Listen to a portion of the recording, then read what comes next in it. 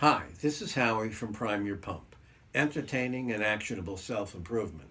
And today's lesson is about how to be a smart shopper. And when you shop, do you look only at the purchase price or do you consider the total cost of using the item? And that's what today's lesson is about. All right? Price versus total cost. And focusing only on purchase price, you may save money in the short term, but lose a bundle in the long term. Because you haven't considered factors like replacement costs, okay? How long is what you bought going to last? If you bought the cheap one, all right, it's not going to last very long. And as an example of that, I was having a party, and I have a party probably once every 15 years to pay everybody back for the parties I go to, etc. So I figured I needed outside poles, mosquito lamps, and they have 3 poles and a cup on top to hold the kerosene. So I bought the cheap ones, all right? And like 3 hours later, covered in blood, okay, I had punctured every one of the mosquito holder kerosene cans, and every one of the poles was bent. So I went back and bought the expensive ones, and they went zoom, zoom, zoom, zoom, zoom together, and that was it. So their part of the total cost is how much blood was on me, okay, and then I had to drive back to the place, and it ruined my day completely. Okay, so some other factors you want to consider: maintenance cost. How much does it cost you to fix it if it breaks, if it's possible to fix it? Or frustration costs. Think how frustrated you get when you get something and it doesn't work. It really, really, really can ruin the experience. Fighting with your spouse cost. All right. When you buy something and it doesn't work, okay, you can imagine that your spouse might get very, very, very pissed off at you.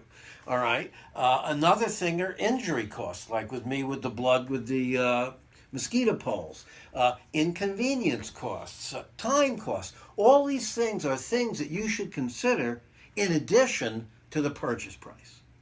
And so, for examples, everybody buys sneakers, and if you buy cheap sneakers, what happens is they fall apart, pretty quickly, and then all of a sudden, all right, you have to deal with replacement costs, all right, but you have to deal with frustration costs, okay, about having to go buy a new pair, okay? But like, I think a big one is dealing with personal injury costs, okay? Because your sneakers are not giving you the support that you need, and you really hurt your ankles and your knees and your back and stuff like that. And as you get older, this is a big deal. Trust me, I'm 70, so I know. All right, and that's just to name a few. So in summary, you don't want to be penny wise and pound foolish. And if you think about using it or losing it and making this all actionable, okay, just remember that when you buy something, you have to consider the total cost, not just the purchase price. And you really need to think about this stuff. Remember all of the stuff we said earlier. Go back and take a look at it. And so what do you think? Well, when was the last time you bought something based on purchase price only, and how did it work out? Okay, maybe it worked out fine for you. Maybe you needed it once and you threw it away. But maybe it didn't work out fine for you. So you really ought to put that into your thought process when you buy something new.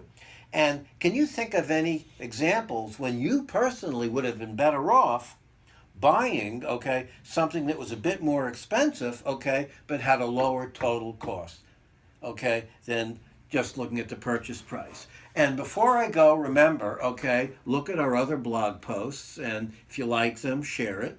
And please sign up for our weekly newsletter. And remember, until next time, prime your pump.